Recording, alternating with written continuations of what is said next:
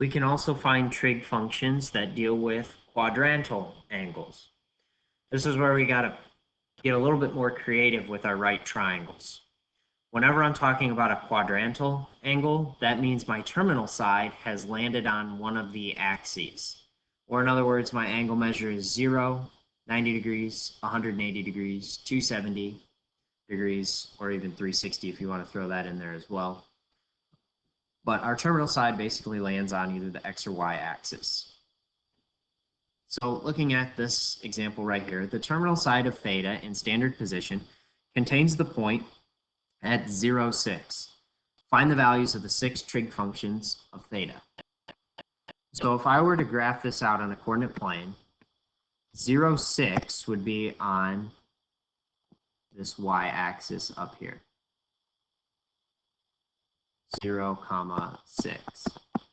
It's very difficult to try and draw in a right triangle, but we're going to do our best. And we're going to say that our right triangle maybe looks like this. Even though it doesn't really exist, we're saying it's there because we know how to deal with our trig functions as best as possible when we have a right triangle.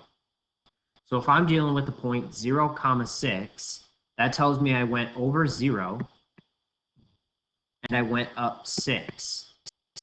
If I use the Pythagorean theorem, the hypotenuse would be also 6, because 0 squared plus 6 squared has to equal c squared. You could solve that.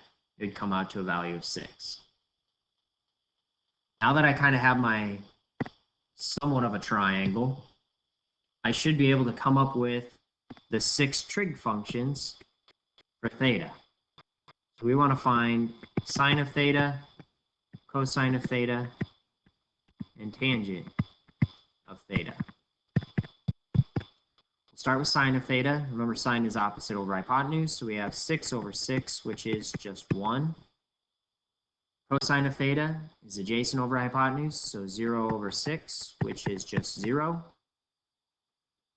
And then finally, tangent of theta would be opposite over adjacent, which is 6 over 0. And that one is undefined.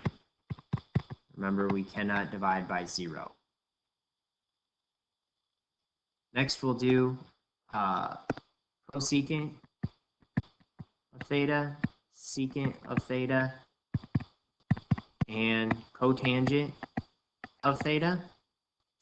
Well, for cosecant, that comes off of sine, hypotenuse over opposite, flip 6 over 6, or 1 over 1, which is just 1 still. Secant of theta, if I go back to the original, I would have, instead of 0 over 6, it is now 6 over 0, which now is undefined.